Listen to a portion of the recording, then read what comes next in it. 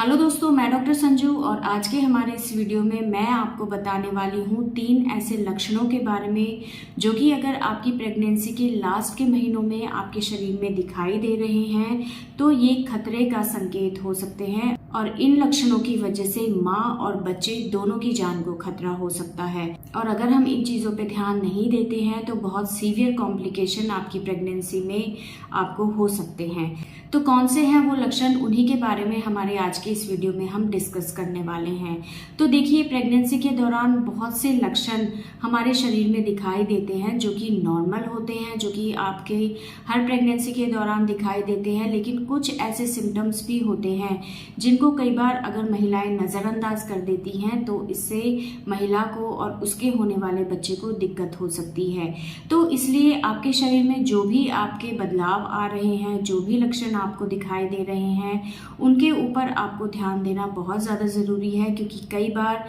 ये लक्षण ही हमें पेट के अंदर हमारे बच्चे की क्या स्थिति है, क्या कंडीशन है, उसके बारे में बताते हैं। तो 3 ऐसे लक्षण हैं जो कि आपकी प्रेगनेंसी के अंदर अगर लास्ट के महीनों में यानी कि 7वें, 8वें, 9वें महीने में आपको दिखाई देते हैं तो इन लक्षणों के ऊपर आपको ध्यान देना बहुत ज़्यादा ज़रूरी है। इसमें सबसे पहला लक्षण होता है स्वेलिंग यानी कि सूजन। प्रेगनेंसी में ज़्यादातर महिलाओं को लास्ट के महीनों के दौरान पैरों के ऊपर सूजन आना बिल्कुल नॉर्मल है और सभी महिलाओं के अंदर ये लक्षण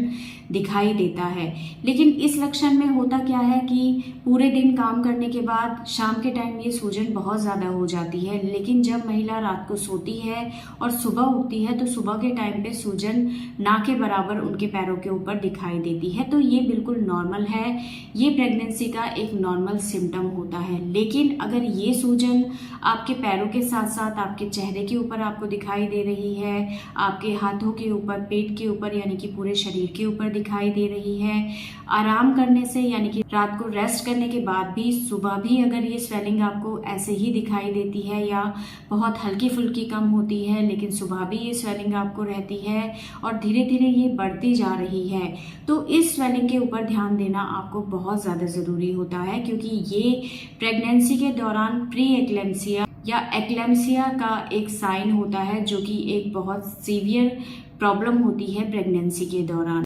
दूसरा है कि प्रेगनेंसी के लास्ट के महीनों में अगर आपको लगता है कि आपका ब्लड प्रेशर धीरे धीरे बढ़ता जा रहा है, पहले आपका जो ब्लड प्रेशर है वो 120 या 80 के आसपास रहता था, लेकिन अब धीरे धीरे वो 130, 140, 150 या इससे भी ज़्यादा होने लगा है, तो इस चीज़ के ऊपर भी आपको ध्यान देना बहुत ज़्यादा ज़रूरी है। और प्रेगनेंसी के 6ठे महीने के बाद से आपको हर हफ्ते अपना ब्लड प्रेशर चेक करना बहुत ज़्यादा ज़रूरी है, क्योंकि अगर ये ब्लड प्रेशर आपका लगातार बढ़ता रहता है तो इससे जो नाल के अंदर ब्लड सर्कुलेशन है उसके अंदर रुकावट आने लगती है, जिससे बच्चे को प्रॉपर न्यूट्रिशन नहीं मिलता और इससे बच्चे की ग्रोथ पे असर पड़ता है और सीवियर कंडीशन होने पे कई बार बच्चे को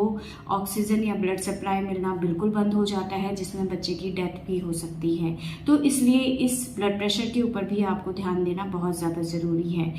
तीसरा है कि प्रेगनेंसी के लास्ट के महीनों में अगर आपको लग रहा है कि आपके बच्चे के मूवमेंट कम हो रहे हैं तो इस चीज़ के ऊपर आपको ध्यान देना ज़रूरी है। पूरे दिन में महिला को कम से कम 10 से 12 बार अपने बच्चे के मूवमेंट महसूस हो सकते हैं। लास्ट के महीनों में बच्चा पूरा तो नहीं घूम पाता है क्योंकि उसका साइज़ बहुत ज़्यादा बढ़ जाता है, लेकिन बच्चे के हाथ पैरों के मूवमेंट बहुत अच्छे से फील होते हैं। तो अगर आपको लगता है कि आपके बच्चे के मूवमेंट अच्छे से हो रहे हैं तो बिल्कुल ठीक है, लेकिन अगर आपको लगता है कि पहले बच्चा मूवमेंट बहुत अच्छे से कर रहा था लेकिन अब मूवमेंट कुछ कम दिखाई दे रहे हैं या नहीं हो रहे हैं, तो ऐसे में आपको डॉक्टर के पास जाना है। क्योंकि कई बार क्या होता है, पेट के अंदर जो पानी होता है बच्चे के चारों तरफ, कई बार वो अगर कम होने लग जाता है तो इस बच्चा प्रॉपरली मूवमेंट नहीं कर पाता है, उसके मूवमेंट कम होने लग जाते हैं, जो नाल है वो बच्चेदानी और बच्चे के बीच में आ जाती है, जिससे उसके ऊपर दबाव पड़ता है और उससे ब्लड सर्कुलेशन में रुकावट आती है।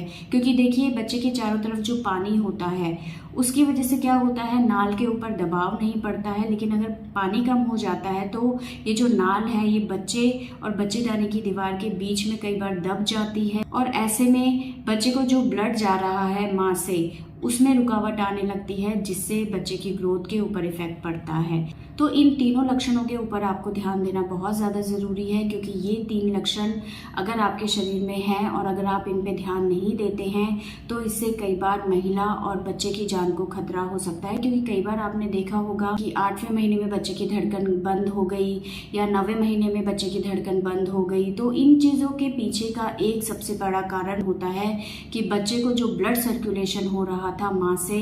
वो एकदम से रुक जाता है, जिससे बच्चे को ऑक्सीजन नहीं मिलती है, न्यूट्रिशन नहीं मिलता है और बच्चे की ग्रोथ कम रहने लग जाती है। और अगर ये ब्लड सर्कुलेशन बहुत सीवियर तरीके से अगर बंद हो जाए तो इससे बच्चे की जान भी जा सकती है। तो इन सीवियर कॉम्प्लिकेशन को देखते हुए प्रेगनेंसी के लास्ट के महीनों में जो भी मैंने आपको लक्षण बताए हैं उनके ऊपर आपको ध्यान देना बहुत ज़्यादा ज़रूरी है। आपका ब्लड प्रेशर आपको हर हफ्ते चेक कराना बहुत ज़्यादा ज़रूरी है। आपके स्वेलिंग जो हो रही है पैरों के ऊपर, उस पर आपको ध्यान देना है और बच्चे के मूवमेंट्स पे रेगुलर ध्यान देना है। और इन तीनों में से अगर कोई भी लक्षण आपको दिखाई देता है तो टाइम रहते डॉक्टर के पास जाना आपको बहुत ज़्यादा ज़रूरी है, ताकि अगर किसी तरह की कोई प्रॉब्लम भी आपके शरीर में शुरू हो रही है, डेवलप हो रही है, तो टाइम रहते उसको मैनेज किया जा सके। अगर ज़रूरत पड़े तो आपके बच्चे की डिलीवरी टाइम से पहले ही कराई जा सके, क्योंकि कई बार कुछ कंडीशन ऐसी डेवलप हो जाती हैं जैसे कि ब्लड प्रेशर दवाई देने के बाद भी अगर